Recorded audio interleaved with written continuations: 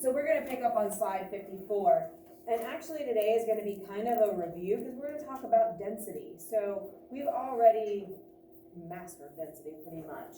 But we're going to look at it in terms of volume. So when you add thermal energy to a solid, a liquid, or a gas, the volume is usually going to increase.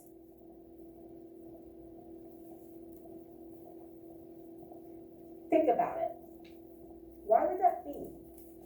Why is volume going to go up when you increase the temperature of something? Which is why hot things typically expand. If you're looking at the molecular level, this happens as well. What's going on with the spacing between molecules when you heat them up? Hear it? They spread apart, right? The spacing increases. So like if you go from something really cold to something really hot, right? There's a lot of space when it's hot, right? So it has to do with that spacing. So as temperature goes up, that obviously that means an increase, those little arrows. So as the temperature increases, so does kinetic energy.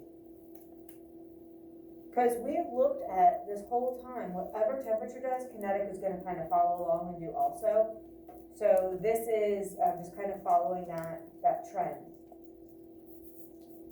With more kinetic energy or movement, the particles are moving more and they get more space between them, causing the space they're occupying to increase, meaning that they have more volume.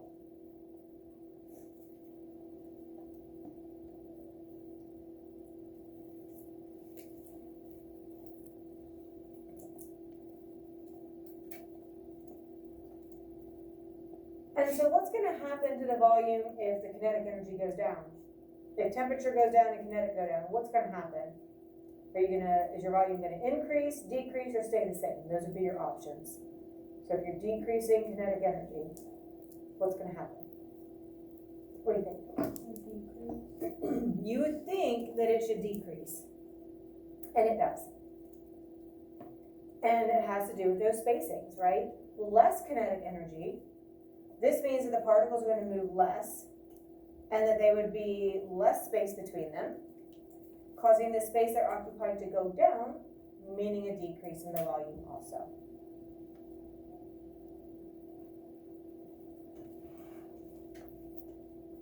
So let me know if I ever block you in that corner.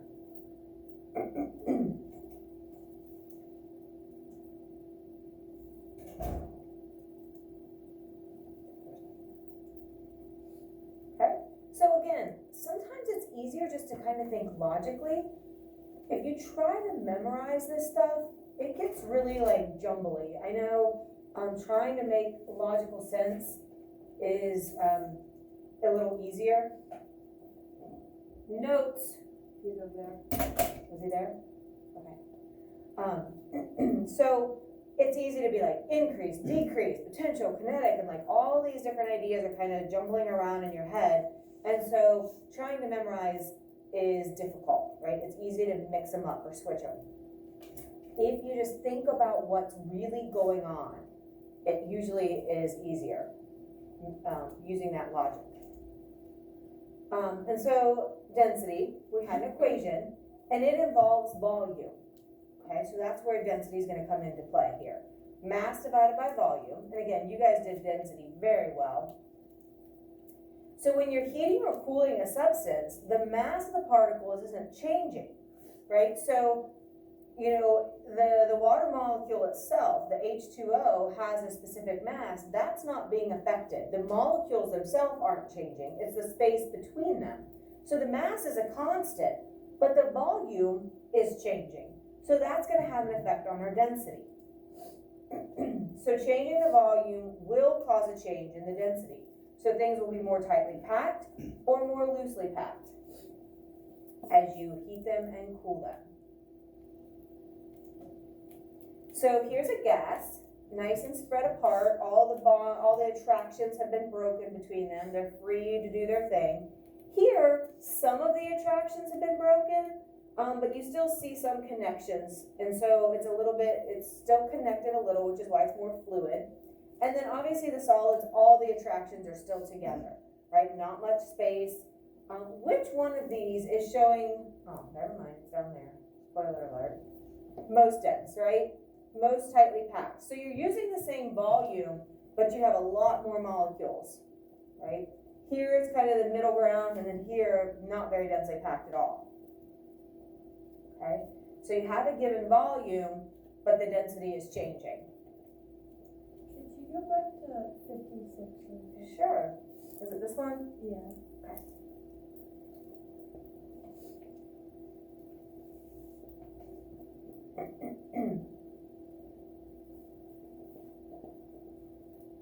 And so think about what you already know about density.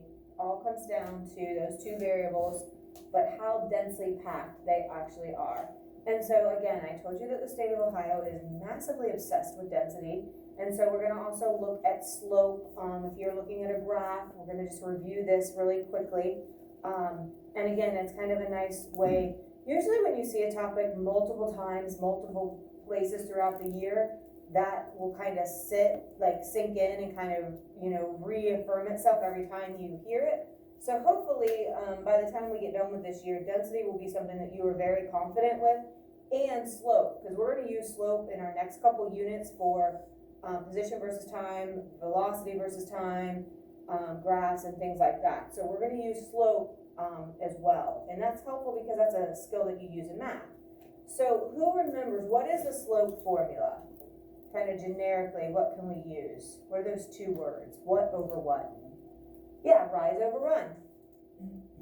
Okay, so how much do you rise up on your y-axis versus how much do you run over on your x?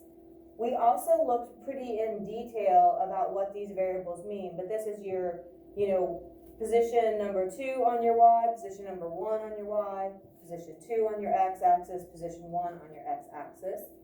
And we know that the density equation is mass divided by volume. So if our rise is mass and our run is volume, that's why the slope of a density graph will give us density, right?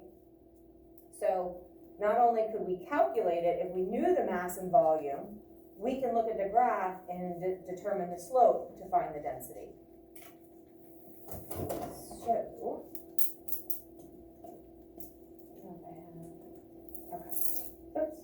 So let's take a look.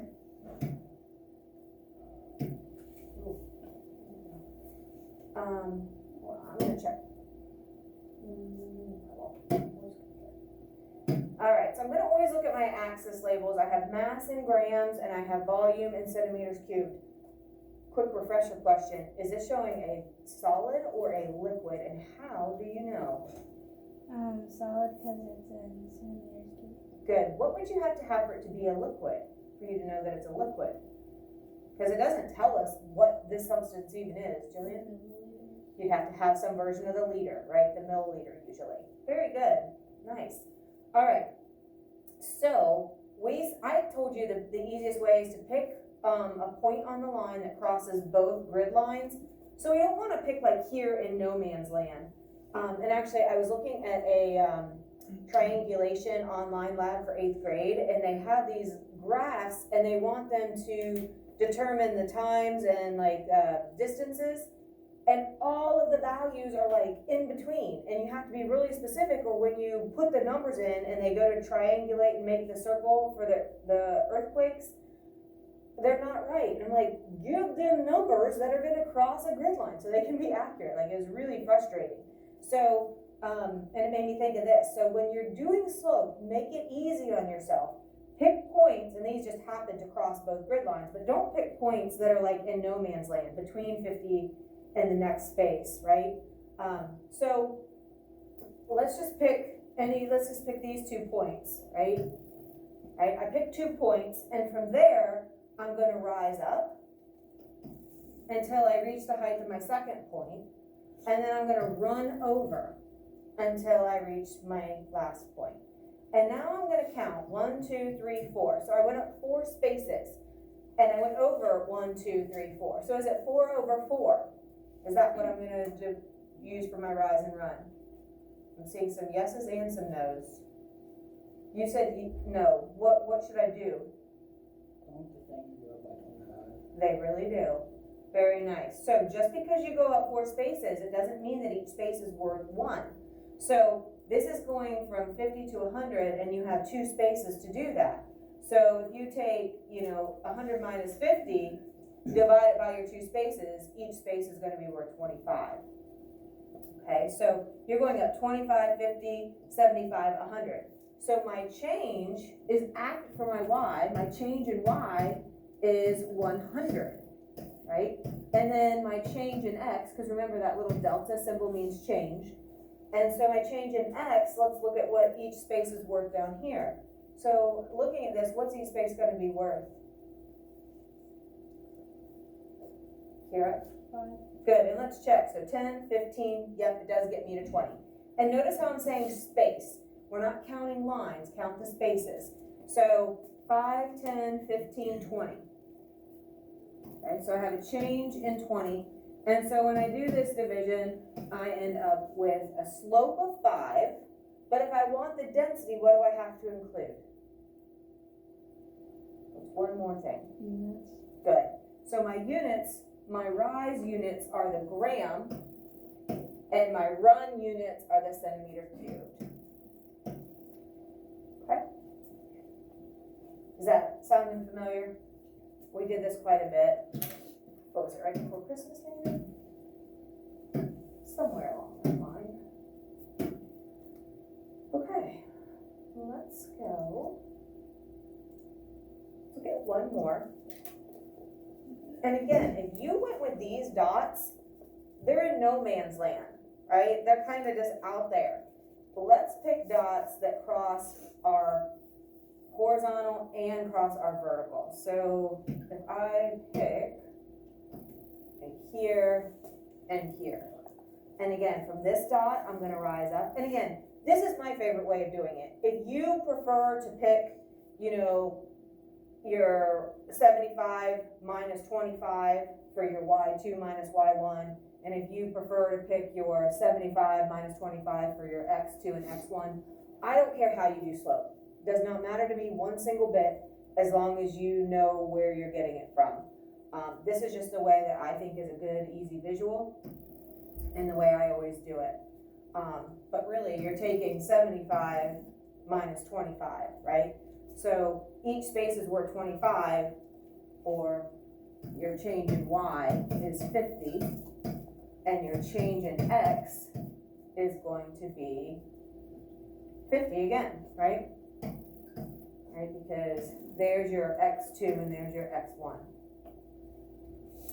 All right, so my slope is 1. What units do I use this time? Perfect.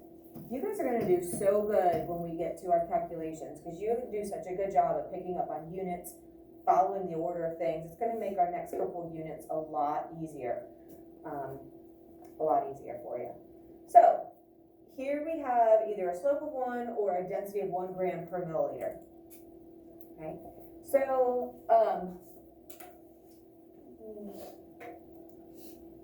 clear this. And I have a video. We used to do this lab, and it would work out decent today because it's so cold outside, but we're going to look at how temperature actually does affect. I found this video of them actually doing this lab, and it's a little bit more extreme, I guess, in the demonstration of what's going on versus when we tried to do it in class. We got a little bit of a change, but it wasn't very drastic.